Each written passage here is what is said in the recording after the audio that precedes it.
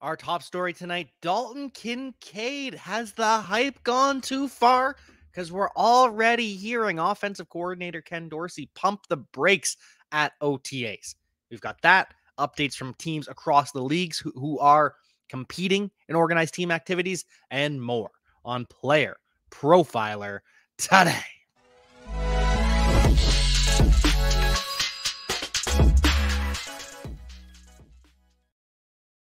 Dalton Kincaid.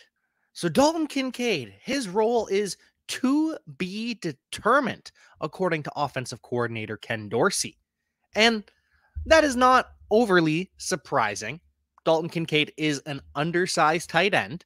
He is not the inline blocker. He's not going to be playing on the line of scrimmage next to the offensive line. That's not what he's going to do. He is not a Y tight end. That will be Dawson Knox.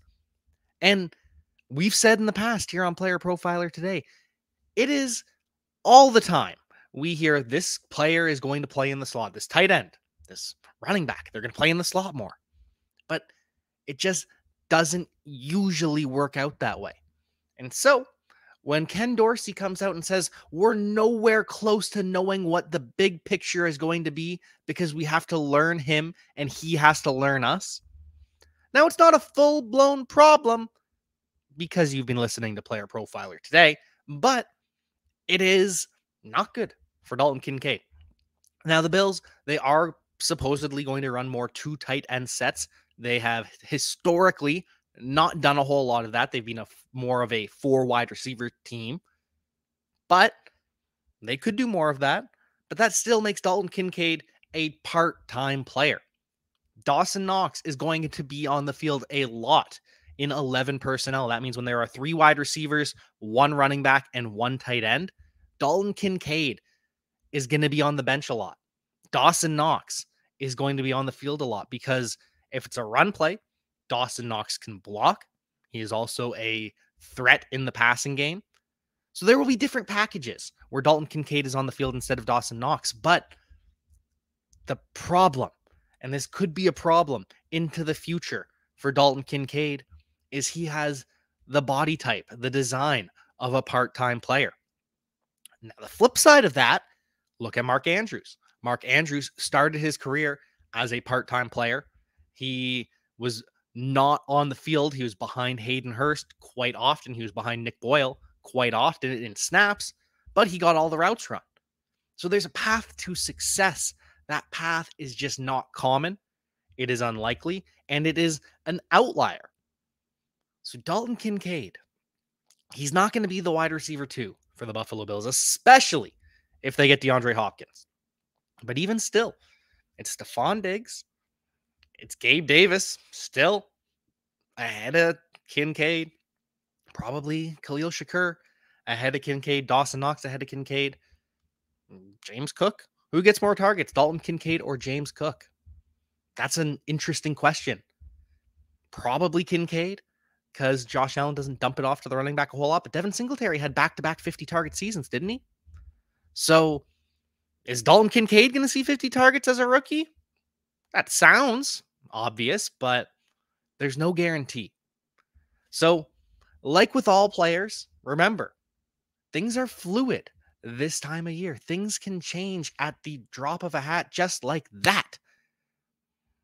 And you got to be careful what you listen to, what hype you hear, how steamed up some of these guys are. Because Dalton Kincaid, he's going to be good. He's going to have every opportunity to succeed. He is the tight end 1 this year in Dynasty. He is worth a first-round pick in Dynasty, but year 1 for tight ends is always questionable. So don't get your hopes up that Dalton Kincaid in year 1 is going to be the difference maker for your fantasy team. But before we move on, Podfather, take it away. Now, as we at Player Profiler have become a full-blown machine learning company, the crowning achievement has to be the injury finder. We're now taking BMI data and injury history data and assigning a probability that a player is injured on any given touch. And not only can you see a player's fragility rating, their injury risk, we also have analysis from professional physical therapists breaking down all the major players that underwent surgery last year and what their rehabilitation looks like heading into 2023. There's a tool to compare players. There's a database where you can say, show me all the foot injuries, show me all the severe injuries, show me all the injuries requiring surgery. It provides you the key market intelligence to know what is the difference in probability that player X versus player Y will miss games this year. It's great for fantasy football, and it also just satisfies your curiosity as a fan. Go to the App Store, go to Google Play, download it. It's $5 every year just to reload the latest injury predictions and fragility ratings. The 2023 data is live now. Open your phone and get smarter. The apps that Player Profiler is rolling out, that is updating, you can't beat them. We've got the Injury Finder, we've got the Dynasty Deluxe, we've got the Breakout Finder, just so many great tools from Player Profiler. And you can also get access to a lot of that information with the all-in package on our website. Sign up now with promo code Jack for $10 off. But continuing with Dalton Kincaid, another player that I didn't mention who he could be looking to replicate in terms of slot usage is Kyle Pitts. Kyle Pitts did play a lot in the slot, but then we saw this year he also was a part-time player at times behind, who was the tight end for the Falcons? It wasn't John Rain. It wasn't Tucker Fisk. It was Parker Hesse. That's who it was. It was Parker Hesse. And you've probably never heard of Parker Hesse, because why would you have? In terms of fantasy football, he didn't matter at any point. But there were games Kyle Pitts had fewer snaps played than Parker Hesse, because Parker Hesse is the Y tight end, the inline tight end, the blocking tight end. But Kyle Pitts did go for 1,000 yards as a rookie, the first rookie tight end to go for 1,000 yards since Mike Ditka. But Kyle Pitts got injured end last year, and Kyle Pitts is not at OTAs. He is still rehabbing from his injury. We'll keep you updated on that. Check out the Injury Finder for the full breakdown on Kyle Pitts, but Kyle Pitts not at OTAs right now. And Desmond Ridder, his quarterback, struggling at OTAs right now. Desmond Ridder was inaccurate last week. He wasn't terrible, but he wasn't great. And for a quarterback whose biggest question mark coming into the NFL was his accuracy at Cincinnati, Falcons fans are starting to get a little bit worried. Now remember, it's still May. It is still May. We've got 4 months until football. But the Desmond Ridder leash could be short if we don't see some improvement. But again, it's May. Desmond Ridder's the guy. Taylor Heineke's the backup. And Tyler Algier knows that he's the backup. I mean, Tyler Algier has accepted this. He is excited to learn from Bijan Robinson. Yes, Tyler Algier is excited to learn from the guy they just drafted, Bijan Robinson, which Tyler Algier sounds like a pro, just a working pro at running back. Great to hear those kinds of quotes, but he knows, we all know, Bijan Robinson is him, and Tyler Algier has accepted it. But for some of the other players, along with Kyle Pitts, that are skipping organized team activities, the Jaguars do not have Evan Ingram, and they do not have Josh Allen. Evan Ingram, he's on the franchise tag. He has to sign his franchise tag before he can practice. Josh Allen, he is entering his 5th year of his deal, wants a new contract, and so he's not attending OTAs. For the Bengals, no Jonah Williams. He is having a mini holdout, because obviously he can't hold out. We've talked about that plenty on this show. Only players who can actually hold out are players who are franchise tagged, because they are not under contract until they sign the franchise tag, which means they cannot show up. Any other player that misses mandatory minicamp, training camp, etc., it's too big of a fine to skip now. So Jonah Williams, he's having a mini holdout. He'll come back, and he still wants to be traded. He does not want to play right tackle for the Cincinnati Bengals. But way she goes. Orlando Brown's a better tackle than you, Jonah Williams, so you're sliding to the right side, and you're probably not getting traded. Because Lael Collins, he's looking good early, but it's going to take some time for him to work his way back. And even when he does, Bengals probably going to want a reserve tackle that can keep Joe Burrow upright. Other players that are not at camp. Saquon Barkley, not at organized team activities right now. Saquon Barkley did not show up. He is, again, not under contract. He franchise tagged, but hasn't signed it yet, so he can't come. But for the Giants, we're hearing Daniel Jones is absolutely dominating even without Saquon Barkley. He is slicing and dicing with running back one, Matt Breida, though Jay-Sean Corbin getting some mix with the first team offense. And we're also seeing some first team reps from Gary Brightwell too. Eric Gray should beat out both of them, but Eric Gray starting low on the depth chart. And that's not something that is inherent with the Giants. You don't automatically start as the bottom of the depth chart because your rookie Evan Neal was a starter from day one last year.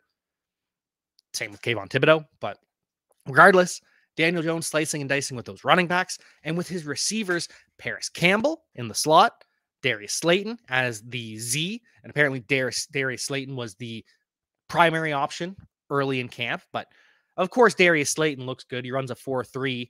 They're in shorts, of course. And then Isaiah Hodgins on the outside. You'll notice no Jalen Hyatt. Jalen Hyatt had no reps with the first team. He had some reps with the second team, but for the most part, Jalen Hyatt working with the third team offense. Now, he'll work his way up the depth chart, but Jalen Hyatt, absolutely no lock to play regular snaps this year for the Giants. As for Kansas City, no Isaiah Pacheco. He's still battling some injuries. Jerick McKinnon did not come to organized team activities. He's probably still working out. He's a veteran. He doesn't need to come to this stuff. But CEH is getting all the reps with the first team. Ooh, CEH comeback season? No, it's not. J.K. Dobbins also not at camp right now. He is working out on his own, just rehabbing, I'm sure. I don't know. Whatever J.K. Dobbins does, I'm not worried about it. I am actually even more in on J.K. Dobbins after reading that he didn't show up because Gus Edwards also not cleared to practice. Gus Edwards not at practice because he can't. He had some injuries to end the year, and Gus Edwards not cleared to practice. So even more of a workload for J.K. Dobbins coming down the pipe? Potentially. Other updates from organized team activities. Baker Mayfield and Kyle Trask are now splitting reps with the first team offense. We had reported previously it was primarily Baker and then a little bit of Trask at the end. Now we're starting to see more 50-50. But again, as long as Baker doesn't turn the ball over, as long as Baker can keep the ball on the Buccaneers offense, sounds as though he's going to be the guy. He is getting the Geno Smith hype from offensive coordinator Dave Canales with his swag. So we expect Baker to play, but it's all about the turnovers. That is the difference maker for these Tampa Bay Buccaneers. It is no longer no risk it, no biscuit. It is ball control. So Baker's going to have to learn to do that. And Calvin Ridley is going to have to learn to go full speed once again. They're not letting him do everything right now. They're letting him ease back into it. But so far, so good. Calvin Ridley showing no rust. Calvin Ridley. There's been a lot of debate in the player profiler circles, whether Calvin Ridley or Christian Kirk, who's the guy. A lot of debate. But Calvin Ridley, I think, is going to be the target leader. I think Calvin Ridley is going to be the alpha. He's going to be the wide receiver one. Maybe there's a world that Christian Kirk is more efficient because he draws secondary coverage, especially in the slot. But I think Calvin Ridley is still going to be the alpha. And finally, from OTAs, no Breece Hall right now. He's working off to the side. And from Jets reporters, where you're now hearing it would be surprising if he were ready to go on day one of camp. But what does that actually mean? What does ready to go mean?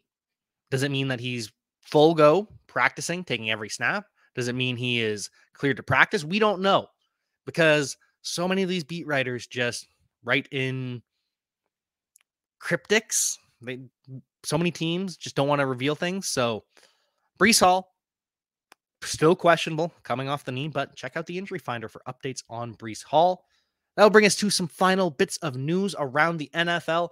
Justin Jefferson, teams are expecting him to become the highest paid non-quarterback in the near future. George Pickens feels as though he was a Pro Bowl snub. He says that the guys that made it in the AFC didn't exactly impress him. So this year, George Pickens, his goal is to become a Pro Bowler. And you try telling that guy that he's not going to be a Pro Bowler. Good luck. Good luck arguing with George Pickens. I don't think it's going to take you very far. And finally, we have some updates on DeAndre Hopkins. He's got a new agent. He signed with Kelton Crenshaw of Clutch Sports. Devontae Smith, Kayvon Thibodeau, and Chase Young are all repped by Kelton Crenshaw. Now DeAndre Hopkins too. We've heard that the Bills and the Chiefs, they're battling back and forth, trying to get DeAndre Hopkins, not because they particularly want him, but because they don't want the other team to have him. But Deshaun Watson, his former quarterback with the Houston Texans, he is actively recruiting DeAndre Hopkins. Would that connection ever happen again? Don't know. But the Baltimore Ravens, according to Jeff Zrebick, and Jeff Zrebick is one of the best beat writers for any team. He does fantastic work for the Baltimore Ravens. And he is saying that this is a no-brainer for the Baltimore Ravens. They have the cap space. They have the quarterback. They're going all in on the future. They don't have to give up any picks. They want a Super Bowl. So go out, sign DeAndre Hopkins. A no-brainer to the Baltimore Ravens. Hey, I want to take a moment to thank you for tuning in. It's important to me that all of our media be free. This is only possible because of you allowing a true independent sports media enterprise to thrive unlike any other in the business. So please subscribe to the All In Package to continue to make all of this possible, to ensure that all of our stats, information, data, content is available to you, especially you, the people that get the site and get the show.